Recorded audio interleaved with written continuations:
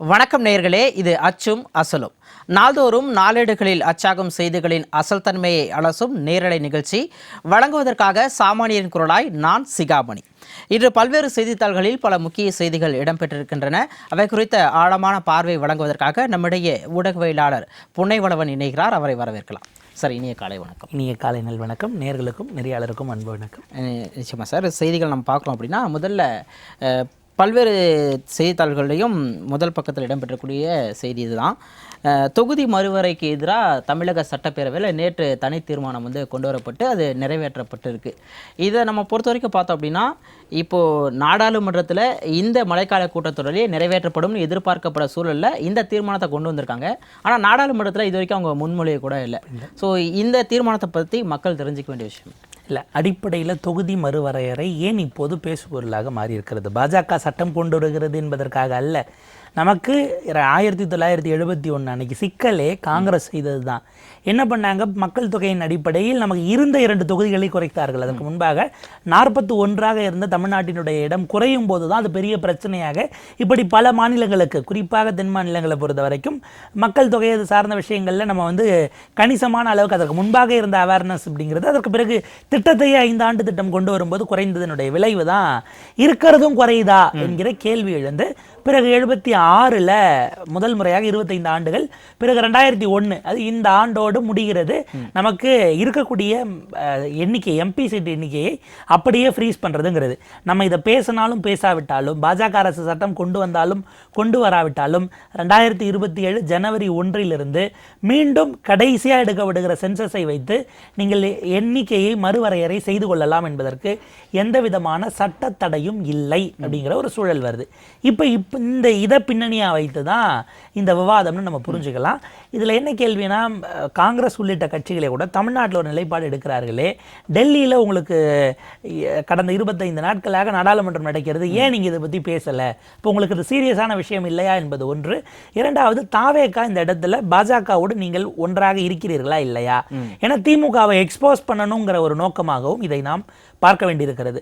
So மக்கள் கவனிக்க வேண்டியது தமிழ்நாட்டினுடைய அடிப்படையான விஷயம் ஒன்று, இதை ஃப்ரீஸ் டீலிமிட்டேஷன் என்பது தான். அடுத்த ஒரு 25 ஆண்டுகள் இதை தள்ளி போடுங்கள் அப்படின்னா எல்லாருக்கும் அதில் ஒப்புதல் தான். அதை நீங்கள் யாருமே அதை எதிர்க்க போவதில்லை. இரண்டாவது, ஒருவேளை நீங்கள் ஃப்ரீஸ் பண்ணலைன்னா நமக்கு டிசம்பர் 31 வரைக்கும் தான் தேதி இருக்குது. அதற்கு பிறகு தமிழ்நாட்டினுடைய எண்ணிக்கை என்பது இன்னும் அதிகமாக குறைய தொடங்கும். அல்லது நம்மளது இப்படியே வச்சுட்டு நமக்கு 10 ஏற்றிட்டு யூபிக்கு 50-60 ஏற்றுவதற்கான வாய்ப்பு இருக்கிறது. இதுதான் நம்ம சந்திக்கக்கூடிய அபாயம். இதெல்லாம் எது நடக்கக்கூடாது என்று சொன்னாலும், எதர் ஃப்ரீஸ் டீலிமிட்டேஷன் அல்லது ஃபேர் டீலிமிட்டேஷன், இது ரெண்டுத்துக்குமே பாஜக அரசாங்கம் கொண்டு வரக்கூடிய சட்டங்கள் தான் அடிப்படையாக இருக்கும். இதன் அடிப்படையில் இன்றைக்கு தமிழ்நாடு அரசினுடைய ஒரு குரல், ஒரு கருத்து என்பதாக தான் நம்ம இந்த தீர்மானத்தை பார்க்கணும். நிச்சயமா, ஏற்கனவே கடந்த ஆட்சியிலும் கூட முதலமைச்சராக இருந்த மு.க. ஸ்டாலின் அவர்கள் பல்வேறு மாநில முதலமைச்சர்களை கூப்பிட்டு கூட ஆலோசனையாக மேற்கொண்டார். ஆனாலும் அப்போ கூட இப்போ ஆட்சியில் இருக்கக்கூடிய தாவேக்கோடைய நிலைப்பாடு என்னன்னா, தமிழ்நாட்டில் இப்போ நிறைய பிரச்சனைகள் இருக்கு, ஸோ இந்த சமயத்தில் இது அவ்வளோ முக்கியத்துவம் வாய்ந்தது இல்லைன்னு ஒரு நிலைப்பாடை வச்சுட்டு இப்போ தமிழ்நாட்டுக்கு எவ்வளோ முக்கிய பிரச்சனைகள் இருக்கு. குறிப்பாக சொன்னால் காவிரி, மேகதாது விவகாரங்கள்லாம் இருக்கு. விவசாயிகள் தினசரி போராடிட்டு இருக்காங்க. அந்த சூழலில் இது வரைக்கும் நாடாளுமன்றத்தில் சட்ட முன்வடிவு கொண்டு வரப்படலை. அந்த சூழலை இதை இவங்க நிறைவேற்றுவதற்கான காரணம் அடிப்படையில் அவர்களுக்கு ஏன் காவிரிக்கு அனைத்து கட்சி கூட்டம் கூட்டப்படவில்லைங்கிற கேள்விக்கு நேரடியான பதில் இல்லை.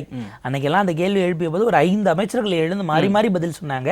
கேட்ட கேள்விக்கு பதில் வரவே இல்லை. அதிலிருந்து ஒரு டைவர்ஷன் அவர்களுக்கு தேவைப்பட்டது. காவிரி விவகாரத்தில் அனைத்து கட்சி கூட்டம் கூட்டினால் கர்நாடக காங்கிரஸ் அரசாங்கம்னு தான் விமர்சிக்க போகிறோம். இப்போ நேற்று முன்தினம் நினைக்கிறேன், தமிழ்நாடு முழுக்க எல்லா மாவட்டங்களிலும் காங்கிரஸ் டீலிமிட்டேஷன் எடுத்து பேரணி போனாங்க. தண்ணீர் கொடுக்காத டி.கே. சிவகுமாரை கண்டித்து நீங்கள் ஏன் ஒரு பேரணி விடலை அப்படின்னு கேட்டால் காங்கிரஸ் இதில் அப்படி கவனமாக கழுவுற மீனில் நழுவுற மீனா நகர்ந்துருவாங்க. இவங்க 2 பேருக்கும் ஒரு பொது புள்ளி வந்தது. கர்நாடக விவகாரம் உங்களுக்கும் சிக்கல், எங்களுக்கும் சிக்கல், நம்ம அதை தாண்டி நகர்த்துவோங்கிறதுக்காக தான் இதை நகர்த்தி இருக்கிறார்கள். இந்த நேரத்தில் வந்ததற்கு நீங்கள் உண்மையிலே இந்த பிரச்சனை திமுக தாவேக ஒரே பக்கம் இருக்கிறதா என்பது அல்ல. ஜனவரி 1க்குள்ள ஃப்ரீஸ் டீலிமிட்டேஷன் நீங்கள் வாங்கலைன்னா 2026 இப்போ நம்ம சென்சஸ் எனுமரேஷன் போயிட்டு இருக்கு. இந்த தரவுப்படி வந்தா நமக்கு இப்போ 7%, 7.2% சீட் இருக்கு இல்லையா, அது 5க்கும் கீழே போக வாய்ப்பு இருக்கு. அது 2041, 31 சென்சஸ் அல்லது 41 போகும்போது நமக்கு அது இன்னும் குறைந்து நமக்கு 3.5% தான் தமிழ்நாட்டினுடைய பிரதிநிதித்துவம் என்பது கீழே போகும். அப்ப இதுக்கு என்ன சொல்யூஷன்ங்கிறது தான் இப்போ நேற்றைக்கு நடந்தது. தொடக்கமும் அல்ல, முடிவும் அல்ல. அது தாவேகா தன்னுடைய நிலைப்பாட்டை நாங்க வந்து தமிழ்நாட்டுடைய உரிமையை விட்டு கொடுக்க மாட்டோம்னு பதிவு பண்றாங்க. ஆனா எதை எதிர்த்துனா எந்த மசோதாவை எதிர்த்துங்கிறதுக்கு நம்ம கிட்ட விளக்கமே இல்லை. அதை தான் பிரேமலதா விஜயகாந்த் அவர்கள் கேட்கும் பொழுது அதை குறித்து நம்ம பேசலாம். பட் அதுக்கு முன்னாடி இன்னொரு செய்தி இருக்கு. இப்போ நேத்து விஷயத்திலே பார்த்தோம் அப்படின்னா இந்த தாவேக அரசு கொண்டு வந்த தனி தீர்மானத்தை திமுக வந்து ஆதரிச்சிட்டாங்க. உண்மையிலே தாவேக சர்ப்ரைஸாக இருப்பாங்கிற மாதிரி தான் நமக்கு தோணுது. ஏன் அப்படின்னா 2 நாளைக்கு முன்னாடி அமைச்சர் ஆதவர்ஜன் அவர்கள் பேசும்பொழுதும் கூட நாடாளுமன்றத்தில் தொகுதி மறுவரை மசோதாவை பாஜக அரசு கொண்டு வரும்போது திமுக வந்து ஆதரிக்கக்கூடிய நிலைக்கு வந்து தள்ளப்பட்டிருக்கிறதா தகவல்கள் வருது அப்படி சொல்றாரு. அந்த இடத்துல சபாநாயகரும் அதை வந்து தடுத்து நிறுத்தினாரு. பட் இருந்தாலும் கூட தாவேகோட ஒரு கணிப்பு வந்து தவறிடுச்சா? டிஎம்கே இந்த ஸ்டாண்ட் எடுக்கிறதுக்கான காரணம் இல்ல. திமுக பாஜகவை நெருங்குகிறதாங்கிறது தாவேகாவுக்கு சிக்கலே கிடையாது. ஆக்சுவலா நீங்க போனீங்கன்னா சந்தோஷம் தான் படுவாங்க. காங்கிரஸுக்கு என்ன எடுக்க போகிறார்கள், முடிவெடுக்க போகிறார்கள்னு சென்ஸ் பண்ணவே முடியல. அவங்க என்ன சொல்றாங்க, உங்ககிட்ட ஏன் காட்டணும், நாங்க ஓட்டு போடும்போது பார்த்து தெரிஞ்சுக்கோங்க என்று. அது ஏறத்தாழ அப்படி ஒரு உதாரணத்தை நம்ம சொல்லலாமான்னு தெரியல. சில நேரங்களில் ஏதோ மனத்தாங்கள் வந்து பிரிஞ்சிட்டோம்னா அந்த பிரிந்தவர்களை வெறுப்பேற்றுவதற்காக நம்ம வந்து சில வேலைகளை செய்வோம். அந்த மாதிரி பாஜகவோட நெருக்கமா இணக்கமா நீங்க அப்படியே பேசிக்கிட்டு இருங்க, நாங்கள் ஆதரிப்போமா எதிர்க்கமான்னு தெரியாத அளவுக்கு நீங்க இருங்க என்பதற்காக சில வேலைகளை அவர்களும் அப்படி அதாவது பெரிய அளவுக்கு பல விஷயங்கள்ல வந்து எதிர்ப்பு பதிவு செய்யலாம். ஆனால் FCRAக்கு நேரடியாக போய் அமித்ஷா அவர்களே ஒரு டெலிகேஷன் வச்சு சந்திக்கிறாங்க. விஜய் ஸ்கோர் பண்ண தவறிய இடத்துல நாங்கள் ஸ்கோர் பண்ணுவோம். காங்கிரஸ் மண்ட காய்ச்சல் இருக்கட்டும்ங்கிற ஒரு ஸ்ட்ராட்டஜிக்கல் மூலம். அப்போ திமுகவினுடைய நிலைப்பாடு ஃபேர் டீலிமிட்டேஷன் எப்பனா ஃப்ரீஸ் பண்ண முடியலனா தான் ஃபேர் டீலிமிட்டேஷன். 25 ஆண்டுகள் இந்த பிரச்சனையை தள்ளி போட வேண்டாம்னு தமிழ்நாட்டில் ஜெயிக்க வாய்ப்புடைய எந்த கட்சியும் சொல்ல மாட்டாங்க.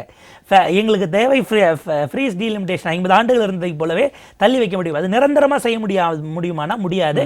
ஏன்னா டீலிமிட்டேஷன் என்பது கான்ஸ்டிடியூஷன் உருவாக்கி இருக்கக்கூடிய கட்டாயம். நம்ம அதை வந்து தள்ளி போடுவதற்கு நம்ம நாடாளுமன்றத்தில் ஏற்கனவே 2 முறை சட்டம் கொண்டு வந்திருக்கிறோம். அதை வந்து அமெண்ட்மெண்ட்டாக அதை நம்ம கொண்டு வந்து ஃப்ரீஸ் பண்ணுறதுக்கு சிம்பிள் மெஜாரிட்டி, அதுக்கு 2/3 வேண்டாம். இன்னைக்கு பாஜக இருக்கிற 273 பேர் வாக்களித்தால் ஆட்டோமேட்டிக்காக அடுத்த 25 ஆண்டுகள் நிறுத்த முடியும். ஆனால் பாஜக நிறுத்தாது.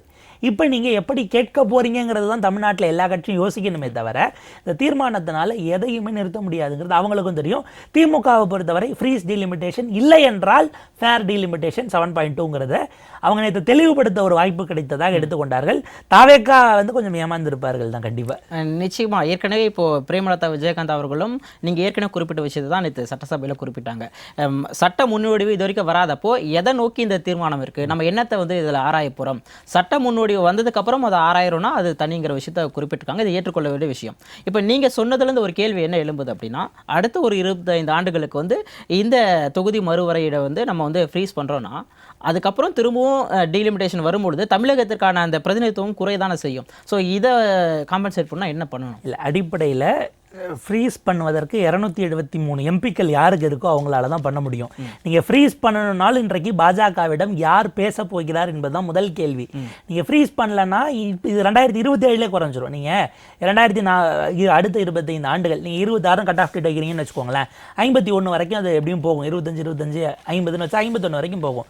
இதற்குள்ளாக இந்தியா முழுக்க இந்த அதாவது பிறப்பு விகிதம் அப்படிங்கிறது இருக்கு இல்லையா, குழந்தை பெறுதல் விகிதம், அது இந்தியா முழுக்க ஆவரேஜாக 2.1 ஒரு குடும்பத்துக்கு சராசரியாக 2 குழந்தைகள் அல்லது 100 குடும்பத்திற்கு அப்படிங்கிற மாதிரிலாம் நம்ம இந்த விகிதம் எடுக்கிறோம்னா 100 குடும்பம் இருந்தால் 210 குழந்தைகள்ங்கிற மாதிரியான அந்த விகிதங்கள் இருக்கு. இது தமிழ்நாட்டில் ஏறத்தாழ அதில் ஒரு 50% குறைவாகத்தான் இருக்கிறதுங்கிறத நம்ம பார்க்குறோம். நீங்கள் 1.2 to 1.5 இந்த ரேஞ்சில் தான் இருக்கு.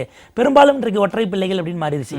இந்த 1.5 என்பது அங்கே வருகிற வரை அவேர்னஸை நம்ம அங்கே தான் செய்ய வேண்டிய தேவை இருக்கிறது. இதில் ஒரு நெருக்கடி அல்லது அவர்கள் பேசுவதில் என்ன நியாயம்னு நம்ம பார்க்கணும்னா, நமக்கு இன்றைக்கு அதிகபட்சம் 4-5 லட்சம் வரைக்குமான ஆட்கள் இருக்கிறார்கள் ஒரு தொகுதிக்கான எம்பிக்கள். ஆனால் அங்கே வந்து 25 லட்சம் அல்லது 30 லட்சம் வரைக்கும் இருக்குன்னும் போது அது ஒரு நியாயமான விஷயமாக தெரியும். பாஜகவோ காங்கிரஸோ சறுக்குகிற இடமாக அதுதான் இருக்கும். நீங்கள் அவங்களுடைய குரலை கேட்கல என்ற அபாயம் வந்துருமோன்னு காங்கிரஸுமே கூட இன்னமும் இதில் கேசி வேணுகோபாலே கடந்த முறை மசோதா வரும்போது இந்த மசோதாவை இந்த வடிவில் நாங்கள் எதிர்க்கிறோம்னு தான் அவருடைய பதிவு இருந்தது. அமைப்பு செயலாளர் அமித்ஷாவிடம் கடைசியாக அந்த டிஸ்கஷன் நடத்தினவரும் அவர் தான் நாடாளுமன்றத்திலே அப்படின்னும் போது அது வந்து கவனிக்கத்தக்கது. அப்போ நீங்கள் மக்கள் தொகை குறைப்பு அப்படிங்கிறத அதிகமாக மக்கள் தொகை இருக்கக்கூடிய மாநிலங்களில் எப்படி விழிப்புணர்வு ஏற்படுத்த போகிறீர்கள்ங்கிறது தான் அரசுக்கான சவால். அது ஒட்டுமொத்தமாக தென் தமிழ்நாடு தான் பாதிக்கப்படுதுன்னு அரசுகள் அதை கண்டுக்கலன்னா இது எவ்வளவு நாட்கள் தள்ளி போட்டாலும் இதே விகிதம் தொடர்கிறது என்று சொன்னால் தமிழ்நாட்டுக்கு அது பேரபாயம் தான். நிச்சயமா விரிவாக பேசியிருக்கோம். அடுத்த செய்திக்கு நம்ம மூவ் பண்ணலாம். இப்போ ஏற்கனவே தாவேக் அரசு அமைச்சதுக்கப்புறம் முதலமைச்சர் விஜய் முதல் கையெழுத்து போட்டதில் முக்கியமான விஷயம் 200 யூனிட் இலவச மின்சாரம் அப்படிங்கிறது. ஆனால் அதை சுற்றி நிறைய சர்ச்சைகளும் எழுந்திருக்கு. இப்போ வந்து சமீபத்தில் பார்க்கும் பொழுது மின்சார கட்டணம் வந்து அதிகரிச்சிருக்குங்கிற ஒரு குற்றச்சாட்டும் எழுந்துட்டு இருக்கு. டான்ஜெட்கவும் அதுக்கு எதிர்ப்பு தெரிவிக்கிறாங்க. இது தொடர்ச்சியாக தான் போயிட்டு இருக்கு. இப்போ இன்னொரு பூதாகரமான விஷயம்னா சொத்து வரி உயர்ந்திருக்குங்கிற ஒரு பிரச்சனை வந்திருக்கு. உண்மையிலே என்ன நடக்குது, இது பற்றி உங்களுடைய பார்வை? குறிப்பாக சென்னை மாநகராட்சி சென்றிருக்கா தான் நேற்று அந்த விஷயங்கள் இது பலரும் அதை சமூக வலைதளங்களில் பதிவு பண்ணுறாங்க. கடந்த முறை இருந்ததை விட ஏறத்தாழ 3 மடங்கு 4 மடங்கு எல்லாம் வந்திருக்குன்னு சில ரிப்போர்ட் பண்ணாங்க. மினிமம் 2 மடங்குக்கும் மேலே வந்திருக்கு அப்படின்லாம் அவங்களுக்கு 2 பில்லையும் எடுத்து ஒப்பிட்டு போட்டதெல்லாம் பார்க்க முடிஞ்சது. மாநகராட்சி தரப்பில் என்ன சொன்னாங்க, இது வந்து ரீஅசஸ்மெண்ட் மறு மதிப்பீடு அப்படின்னு ஒரு வார்த்தையை பயன்படுத்தினாங்க. என்னங்க வழக்கமாக உயர்த்துறதை வந்து நாங்கள் வந்து அதை ரீஅட்ஜஸ்ட் பண்ணுறோங்கிற மாதிரியானதா என்று கேட்கும் பொழுது அவங்க தரப்பில் ஒரு விளக்கம். அதில் ஒரு சிலருக்கெல்லாம் வந்து மாநகராட்சி தரப்பில் அழைத்து அதிகாரிகள் பேசியிருக்கிறார்கள் அப்படிங்கிறதையும் பார்க்க முடியுது. அவங்க என்ன சொல்கிறாங்க, 2022லேயே உங்களுக்கு உயர்த்தப்பட்டுருச்சு, ஆனால் அந்த உயர்த்தப்பட்டது கூடுதலாக இருந்ததுனால அப்போது இருந்த அரசாங்கம் தெரிவிக்காமல் அந்த பழைய ஸ்டேட்டஸ் கோலியே உங்களுக்கு வாங்கிட்டாங்க. அதை வந்து உங்களுக்கு நாங்கள் இப்போ இன்ஃபார்ம் பண்ணுறோம், நீங்கள் இனிமேல் இவ்வளோ தான் கட்டணும் என்று சொல்லப்பட்டதா அதில் ஒரு பதிவு போட்டு ஒரு எழுத்தாளரும் கூட ஒப்பீனியன் காலம்லாம் எழுதுவார். அவர் பிரபலமானவர். எக்ஸில் அவருடைய வீடியோ, அவருடைய ஹேண்டில் அந்த போஸ்ட் வைரல் ஆனதுனால அவருக்கு மாநகராட்சி சார்பில் அந்த விளக்கத்தை தெரிவித்ததா அவர் பதிவு பண்ணுறாரு. அப்படி பார்த்தா இப்போ 4 ஆண்டுகள் உயர்த்த வேண்டிய வரியை உயர்த்தாமல் திமுக வைத்திருந்ததுன்னு அதில் ஒரு அர்த்தம் இருக்குது. சென்னை மாநகராட்சியை பொறுத்தவரை இங்கே சென்னை மாநகராட்சியில் இங்கே நமக்கு துணை மேயர் சொல்லும் பொழுது எங்களுக்கு அது குறித்தெல்லாம் எதுவும் அரசு தெரிவிக்கல. மத்திய அரசின் வழிகாட்டுதல் படி சொத்து வரி வந்து உயர்த்தணுங்கிறது ஒரு கட்டுப்பாடு இருக்கு. அப்படிங்கும்போது இப்போ திமுக அரசு அப்படி இல்லை பண்ணாமல் இருக்க முடியுமா? பண்ணாமல் இருந்திருக்காங்கன்னா அந்த பணத்தை திமுக கொடுத்திருக்கிறதுங்கிற அர்த்தம் வரும் நமக்கு. இப்போ விவசாயிகளுக்கு இலவச மின்சாரம் ஆகட்டும், மும்முனை மின்சாரம், நமக்கு இதுக்கு முன்பாக 100 யூனிட் கொடுக்கப்பட்டது எல்லாமே அங்கே மத்திய அரசுக்கு நீங்கள் அவங்க போட்ட ஸ்கீம் நம்ம உதவி மின் திட்டத்தில் கையெழுத்து போட்டுட்டோம், ஆண்டுக்காண்டு ஏற்றதான் ஆகணும். அந்த பணத்தை இப்போ இதுவே இன்னொரு உதாரணமாக நம்ம மகளிர் விடியல் பயணம், இப்போ இது வெற்றி பயணம் இல்லை மகளிர் பயணம்னு வச்சுக்கோங்க. அதுக்கு மகளிருக்கு கட்டணம் இல்லைன்னா என்ன அர்த்தம்னா அந்த டிக்கெட் காசை கவர்மெண்ட் கொடுக்கணும் அர்த்தம். ஏன் நம்ம டிக்கெட் கொடுக்குறோம், எவ்வளோ பேர் போயிருக்காங்கன்னு ஒரு சராசரி தொகையை நீங்கள் கார்பரேஷனுக்கு கொடுக்கணும். அங்கே அதே போல் மத்திய கிரிட்டுக்கு நம்ம அங்கே கொடுக்க வேண்டிய தேவை இருக்குது. எனவே அந்த மாதிரி அப்போ அந்த பணத்தை தமிழ்நாடு அரசு செலுத்தி இருக்கிறது நம்ம புரிஞ்சுக்க வேண்டியிருக்கு. பை சான்ஸ் அவங்க வந்து கொடுக்கல அப்படின்னா அதை தாண்டி இப்போ கடந்த 4 ஆண்டுகளிலேயே இவங்க உயர்த்தி இருக்கிறார்கள் அப்படின்னு மிக கடுமையான விமர்சனத்தை திமுக சந்தித்தது. ஆக்சுவலாக பார்த்தா அவங்க அதை விட இன்னும் பல மடங்கு உயர்த்தி இருக்கணும். உயர்த்தாமல் அதை அரசே அந்த சுமையை ஏற்று இருக்கிறதோ என்கிற கேள்வி வருது. ஸோ நீங்கள் இபியை பொறுத்த சரி சொத்து வரியும் சரி நீங்கள் கொடுத்துருங்க அப்புறம் ரீஅட்ஜஸ்ட் பண்ணிக்கலான்னு யாராவது சொன்னாங்கன்னா அது ஒரு நாள் ரீஅட்ஜஸ்ட் ஆகாது. நீங்கள் அதை கொடுத்துட்டு அதுக்கப்புறம் அது குறைச்சிக்கிற வேலையே இருக்காது. திரும்ப அது வந்து நார்மலைஸ் ஆகிடுங்கிறது தான் நம்ம கவனிக்க வேண்டியது. அப்போ அப்படியான கொள்கை முடிவை திமுக எடுத்திருந்தா இப்போ அது உங்களுக்கு பாராட்டுக்கு போகும். நீங்கள் சொல்லாமல் இதை ஏற்ற மட்டும் செஞ்சிட்டீங்களா, நீங்கள் இதை ஏற்றுக்க மாட்டீங்களா? இப்படியான சொத்து வரி மிக அதிகப்படியாக உயர்ந்திருக்கிற ஒரு குற்றச்சாட்டு இருந்தது, மிக நிச்சயமாக இருந்தது. அதற்கான விமர்சனங்கள், அது சொத்து வந்து தனிநபர்கள் சார்ந்து கமர்ஷியலாக இருந்தால் அது இன்னும் கூடுதலாக அந்த வரி என்பது கூடியதற்கெல்லாம் விமர்சனத்தை அவர்கள் சந்தித்தார்கள். அதற்காக ஒரு விலையையும் இந்த தேர்தலில் கொடுத்திருக்கிறார்கள்ங்கிறத நம்ம அடிக்கோடிட்டு பார்க்கணும். அப்போ அதை விடவும் இன்னும் பல மடங்கு உயர்த்தி இருக்க வேண்டும். அவங்க உயர்த்தலைங்கிறது தான் இதிலிருந்து நமக்கு சென்னை மாநகராட்சியினுடைய அந்த ஸ்டேட்மெண்ட்லேருந்து தெரிய வருது. இப்போ உங்களுக்கு ஒரு ரொட்டீன் வந்ததுன்னா நீங்கள் உயர்த்துவீங்களா மாட்டீங்களா, இல்லை இதிலே ஹோல்டு பண்ண போறீங்களா, அல்லது இதுக்கப்புறம் உயர்த்த வேண்டியது நீங்களே அரசே செலுத்துமா அல்லது திரும்ப அது நம்ம தலைக்கு தான் வருமாங்கிறது விளக்க வேண்டிய தேவை இருக்கு. சார், அடுத்ததாக பார்த்தோம் அப்படின்னா நம்ம சட்டமன்றத்தில் இப்போது இன்னைக்கு வந்து சட்டமன்றம் ஒரு 4 நாட்கள் விடுமுறை விட்டுருக்காங்க. நம்ம அப்படியே நாடாளுமன்ற செய்திகளுக்கு வந்து மூவ் பண்ணலாம். இப்போது ஏற்கனவே பார்த்தோம் அப்படின்னா இந்த மழைக்கால கூட்டத்தொடரில் ஒன்றிய பாஜக அரசு பல்வேறு முக்கியமான மசோதாக்களை வந்து கொண்டு வரப்போகுதுங்கிற மாதிரி தகவல் வந்தது. ஆனால் தொடர்ந்து எதிர்க்கட்சிகள் அமளியில் ஈடுபட்டு வராங்க. அப்படி இருந்தாலும் கூட அமளிக்கு மத்தியிலும் நேற்று 3 மசோதாக்கள் நிறைவேறியிருக்கு. அதை பற்றி உங்களுடைய பார்வைக்கிடலாம். குறிப்பாக சொல்லணும்னா கனிம வளங்கள், சுரங்கம் மேம்பாட்டு, ஒழுங்குமுறை திருத்த சட்டம் கொண்டு வந்திருக்காங்க. கேரள பெயர் மாற்றம் திருத்தம் வந்து கொண்டு வந்திருக்காங்க. அதே மாதிரி பார்த்தோன்னா கூட்டுறவு மேம்பாடு.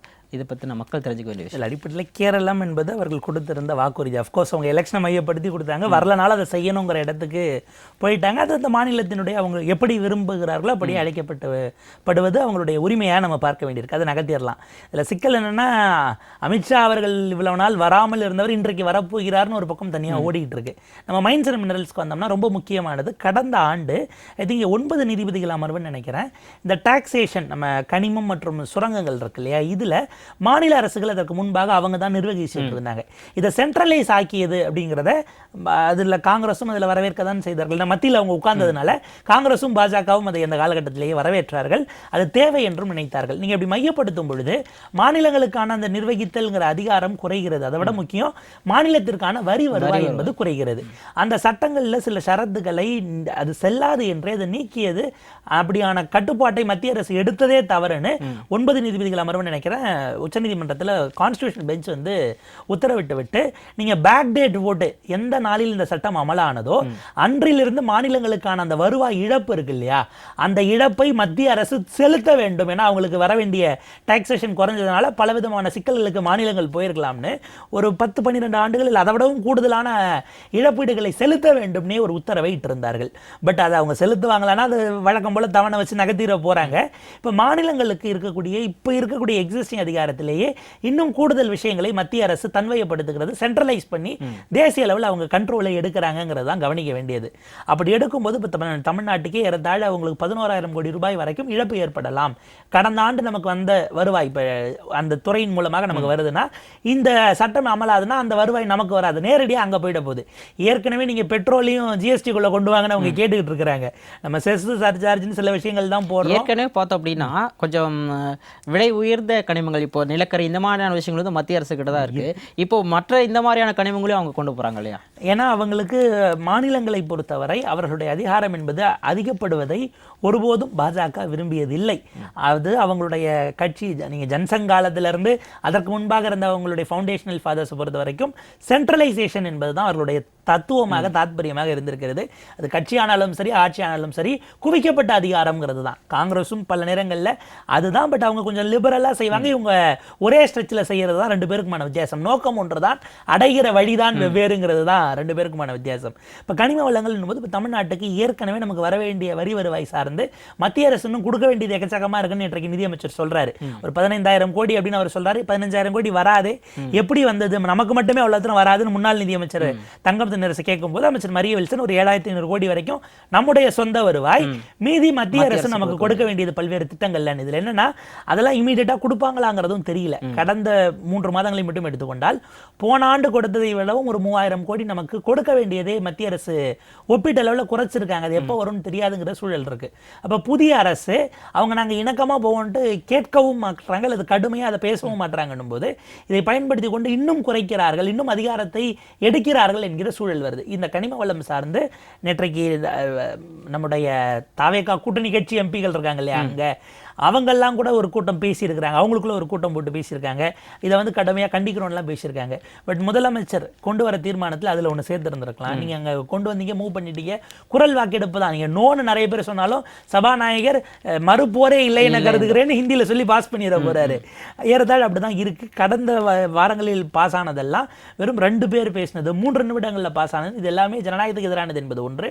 கூட்டுறவு மசோதாவினுடைய கார்பரேஷனும் சரி இதுவும் சரி மாநிலங்களின் உரிமையை மொத்தமாக பறிக்கக்கூடிய வகையில தான் இருக்கிறது. மாநிலங்கள் நிதி சார்ந்து முழுக்க மத்திய அரசை மட்டும்தான் நம்பி இருக்க வேண்டும் என்று இன்னும் ஒரு நெருக்கடியை தான் இது உருவாக்கி இருக்கு. பாஜக மாநிலங்களில் இதுல உடன்பாடு இல்லைனாலும் வெளிப்படையா சொல்ல மாட்டாங்க, கடிதம் மட்டும் எழுதுவாங்க.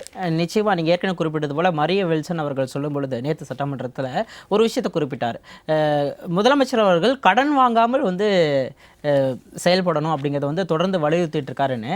ஏற்கனவே கடந்த 2 மாதங்களே பார்த்தோம்னா கிட்டத்தட்ட 22,000 கோடி தாவேக அரசு கடன் வாங்கி இருக்கிறதா நமக்கு சொல்லப்பட்டிருக்கு. இது சாத்தியமா? இது எப்படி போக போகுது? இல்லை, இருக்கக்கூடிய திட்டங்களை தொடர்வதற்கு மட்டுமே நம்முடைய நிதித்துறை செயலாளர், உங்களுக்கும் அவர் தானே, ஐ மீன் உங்கள் அரசாங்கத்தினுடைய பிரதிநிதியாகத்தானே அவர் பேசினார். அவர் சொல்றார் குறைந்தது 50 ஆண்டுகள் ஆகுது. ஆக்சுவலாக இந்த இடத்துல நீங்கள் வாங்கக்கூடிய கடன் உங்களுக்கு மொத்த உள்நாட்டு உற்பத்தி, நம்ம ஜிஎஸ்டிபியில் அதை அதிகமாக இதை பெருக்கிறாங்க நீங்கள் என்கிற நிலை வந்ததுன்னா இந்த கடனாக இருக்காது. நம்ம அதை அடைக்கக்கூடியதை நோக்கி நம்ம நகருவோம். அதை குறைப்பதற்கான ப்ராசஸ்ங்கிறது போயிடும். நீங்கள் கடனே வாங்காமல் நிறுத்துவது அப்படிங்கிறது சிக்கலானது, சவாலானது, செய்யவும் முடியாதுங்கிறது தெரியும். முதலமைச்சருடைய நோக்கம் அது என்பதை பதிவு செய்வதற்காக அதை நிதியமைச்சர் பேசியிருக்கிறார். அது முடியாது என்பது முதலமைச்சருக்கும் தெரியும். பட் ஒரு கன்சர்ன், அளவுக்கு அதிகமாக கையை மீறி செலவு பண்ணிடாதீங்க என்கிற இடத்தில் இருப்பதுக்குள்ளே தான் நீங்கள் செய்யணும்னா இருக்கிற திட்டங்களை தொடர்வதற்கு நீங்கள் கடன் வாங்க வேண்டிய தேவை இருக்கிறது. நாளைக்கு நீங்கள் உங்கள் திட்டத்தை அவர் எப்படி செயல்படுத்துவீங்க? அதே நிதியமைச்சர் எல்லா திட்டங்களையும் நாங்கள் நிதிநிலை சரியானதும் செயல்படுத்துவோங்கிறாரு. நீங்கள் இருக்கிறத இப்படியா இந்த ஆண்டுகள் எல்லா திட்டங்களையும் தொடர்வதற்கே உங்களுக்கு இன்னும் கடன் வாங்க வேண்டிய சூழல் ஏற்படும். நிச்சயமா இன்னைக்கு வந்து நாடாளுமன்ற மழைக்கால கூட்டத்தொடரிய இறுதி நாளுக்கு வந்துட்டோம். நீங்கள் ஏற்கனவே குறிப்பிட்டது போல அமித்ஷா அவர்கள் வந்து இதுவரைக்கும் வரலங்கிற மாதிரி எதிர்க்கட்சிகள் தொடர்ச்சியாக குற்றச்சாட்டிட்டு இருக்காங்க. அதுவும் குறிப்பாக சொல்லணும், அந்த டெல்லியில் நடைபெற்ற இளைஞர்கள் போராட்டத்துக்கு அப்புறமா அவர் வந்து பதில் சொல்லணும்னு எதிர்க்கட்சி தொடர்ந்து வலியுறுத்துறாங்க. ஆனால் இப்போ அமித்ஷா வந்து இன்னைக்கு வரதுக்கான வாய்ப்பு இருக்கிறதா சொல்லியிருக்காரு. நேற்று என்ன சொல்லியிருக்காரு அப்படின்னா, நான் தினசரி நாடாளுமன்றத்துக்கு வந்துட்டு இருக்கேன், அவையில் வந்து அமளி நடக்கிறதுனால அங்கே போகிறதும் வேஸ்ட், அதனால நான் என்னுடைய அறையிலிருந்து என்ன நடக்குதுன்னு கவனிச்சுட்டு என்னோட அலுவல்கள் வந்து தொடர்ந்துட்டு இருக்கேன்றாரு.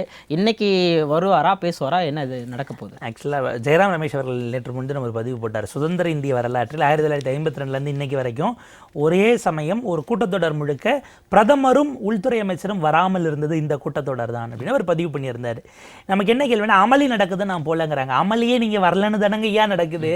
அமித்ஷா அவர்கள் வரணும், கேள்விகளுக்கு பதில் எடுக்கணும், மாணவர்கள் மீது நிகழ்த்தப்பட்ட வன்முறை, தடியடி, மனித உரிமை மீறல்களுக்கு பதில் சொல்லணுங்கிறதுக்கு தான் அமித்ஷா வரலங்கிறதுக்காக நடந்தது. நடக்கிறதுனால நான் போகலை அப்படிங்கிறது, அதுவும் கடைசி ஒரு நாள் இருக்கும்போது நான் வர தயாராக இருக்கிறேன் என்பது அவங்க திரும்ப தெளிவாக சொல்கிறாங்க. ராகுல் காந்தி தரப்பில், காங்கிரஸ் தரப்பில் கேள்விகளுக்கு பதில் அளிக்கணும். நீங்கள் பேசி லெக்சர் கொடுக்குறத நாங்கள் கேட்கறதுக்குள்ள எங்ககிட்ட நிறைய கேள்விகள் இருக்கு அப்படிங்கிறாங்க. இதை நேரடியாக அமித்ஷா அவர்கள் எதிர்கொள்வாராங்கிறது தான் பிரதானமான விஷயமாக இருக்கிறது. இல்லை, இவர் குறிப்பிடுறாரு, எதிர்க்கட்சி தலைவர் ராகுல் காந்தி அவர்கள் தைரியம் இருந்தால் நாடாளுமன்றத்தை வந்து விவாதிக்கலாம், நீங்கள் தான் விவாதத்தை தள்ளி போடுறீங்கிற மாதிரி ஒரு குற்றச்சாட்டை வைக்கிறாரு. நீங்கள் டெய்லி உள்ளே வந்து உட்காந்துட்டு அவங்க வரலன்னா இது கரெக்டாக இருந்திருக்கும். நான் வரேன், அறையில் உட்காந்துக்கிறேன், நடக்கிறத பார்த்துட்டு அமளி எதுக்கு நீங்கள் பார்க்கணும்? நீங்கள் உள்ளே வந்து இருந்தீங்கன்னா முதல் நாள் வந்தும் அவங்க கேட்க தயாராக இல்லைன்னா எதிர்கட்சியை நீங்கள் எக்ஸ்போஸ் பண்ணலாம். நீங்கள் வந்துட்ட பிறகும் சொல்லலைங்கிறதுக்கான வாய்ப்பு எங்கு வந்ததுங்கிறது இருக்கு. கடைசி நாள் வரைக்கும் வராமது ஒரு கரும்புள்ளியாக போய்விடக்கூடாதுங்கிறதுக்காக இப்படி ஒரு ஸ்ட்ராட்டஜி அவர் எடுக்கிறாராங்கிறது பல விஷயங்கள் இருக்கு. நீதிமன்றத்தில் ஒரு 130க்கும் மேற்பட்ட வீடியோக்கள் காவல்துறையினுடைய அத்துமீறல் கொடுக்கப்பட்டிருக்கு. ஐ திங்க் ஹைகோர்ட்டில், அவங்க டெல்லி ஹைகோர்ட்டில் கொடுத்துருக்காங்க. அது அடுத்தடுத்த கட்டத்துக்கு போகும். இண்டிபெண்டன்ட் பாடி நம்ம எதையும் சொல்ல முடியாது. விசாரணை அமைப்புகள் பாஜக வந்த பிறகு அது கொஞ்சம் நெருக்கடியாக தான் இருக்கு. பட் அமித்ஷா அவர்கள் விவாதத்துக்கு வருகிறாரா அல்லது உரையாற்ற வருகிறாராங்கிறதுல இருந்து தான் அந்த புள்ளி. எதிர்க்கட்சிகள் எப்படி எதிர்கொள்றாங்கன்னு பார்ப்போம். கடைசி நாள் மொத்தமாக வராமலே போயிட்டார் என்கிற அந்த ஒரு பழிச்சொல் வந்துவிடக்கூடாது என்பதற்கான ஒரு ஃபேஸ் சேவர் முயற்சின்னு பார்க்கலாம். இப்போ வடிவேல் காமெடியாக வந்துட்டு அட்டண்டன்ஸ் போட வராருன்னு சொல்கிறீங்க. அதே மாதிரி மிக முக்கியமான ஒரு செய்தி, இப்போது நேற்று முன்றைய தினம் முதலமைச்சர் அவர்கள் தமிழ்நாட்டில் இந்த போதைப் பொருளுக்கு எதிரான ஒரு விழிப்புணர்வு நிகழ்ச்சியை வந்து அவர் தொடங்கி வச்சு உறுதிமொழி ஏற்றார். ஆனால் அதே சமயத்தில் பார்த்தோம் அப்படின்னா, கோவையில் ஒரு கல்லூரி மாணவர் போதைப் பொருள் பற்றின ஒரு தகவல் போலீஸார் கொடுத்ததுனால கொடூரமாக அடித்து கொல்லப்பட்டிருக்காரு. ஆனால் சட்டமன்றத்தில் நேற்று பேசும்போது கூட அமைச்சர், பள்ளிக்கல்வித்துறை அமைச்சர் சொல்கிறாரு, இது கோஷ்டி மோதல்னு. இதுக்கு அந்த பையனுடைய அம்மா கூட அவங்க கண்கலங்கி பேசக்கூடிய வீடியோக்கள் பார்க்க முடியுது. இந்த விவகாரத்தை தாவேக அரசு எப்படி அணுகணும்? ரொம்ப வருத்தத்துக்குரிய, ரொம்ப மோசமான ஒரு சம்பவமாக அது இருக்கிறது. வெறுமனே இந்த 3 மாதங்கள் தான் போதைப்பொருள் புழக்கம் அப்படின்னு நம்ம எடுத்துட வேண்டாம். பட் இதில் ஓவராலாக பார்க்கும்போது ஏன் பள்ளிக்கல்வித்துறை அமைச்சர் பேசினார்னு ஒரு கேள்வி இருக்குது. உயர்கல்வித்துறை அமைச்சர் பேசியிருந்திருக்கணுங்கிறது இருக்குது. அரசு இன்னும் வெளிப்படைத்தன்மையோடு காவல்துறை தரப்பிலோ மற்றவர்கள் தரப்பிலோ இதை அணுகியிருக்க வேண்டும். ஒரே ஒரு செய்தி மட்டும், அதாவது நேற்றைக்கு இந்த சம்பவம் நடந்ததுனால சொல்கிறேன். அந்த தம்பி அடித்து கொல்லப்பட்ட அதே சமயம் அங்கே மேற்கு மண்டலம் மட்டும் எடுத்துக்கிட்டால் 3 மாநகரங்களை சேர்த்து அன்றைக்கு ஒரு நாளில் மட்டும் இது வரைக்கும் 1000 கேஸில் பிடிபட்ட 2112 கிலோ கஞ்சா, 103 கிராம் மெத்தபெட்டமைன், 4268 போதைப் பொருட்கள், போதை மாத்திரைகள், 30 சிரஞ்சு, 1200 ஆம்பியூல்கள் அங்கே ஒரு தனியார் நிறுவனத்தில் வைத்து அழிக்கப்பட்டிருக்கிறது. அது மிக சமீப காலத்தில் பிடிபட்ட பொருட்களாக இருக்கிறது. ஸோ அந்த நடமாட்டம் என்பதை கண்டுபிடித்து அதனுடைய அந்த மையப்புள்ளியை உடைக்க வேண்டிய பொறுப்பு இந்த அரசாங்கத்துக்கு இருக்கிறது. இன்னும் கூட வெளிப்படைத்தன்மையோடு இந்த விசாரணை சார்ந்து வரலாம். பல கிரே ஏரியாக்கள் இருக்கு. நீதி என்பது நிலைநாட்டப்பட வேண்டும். நீதி என்பது பாதிக்கப்பட்டவர்கள் அந்த விசாரணையிலிருந்தே உணரத்தக்கதாக இருக்கணுமே தவிர வெறும் தீர்ப்பு மட்டுமல்ல. நிச்சயமா சார், பல்வேறு செய்திகள் குறித்த ஆரமான பார்வை வழங்கியமைக்கு நன்றி. நேர்களே, இன்று அச்சு மசலம் நிகழ்ச்சியில் ஊடகவியலாளர் புன்னை வளவன் நம்மோடு பல்வேறு செய்திகள் குறித்த பல்வேறு தகவல்கள் நம்மோடு பகிர்ந்து கொண்டார். மீண்டும் நாளை அச்சு மசலம் நிகழ்ச்சியை சந்திக்கலாம். நன்றி, வணக்கம்.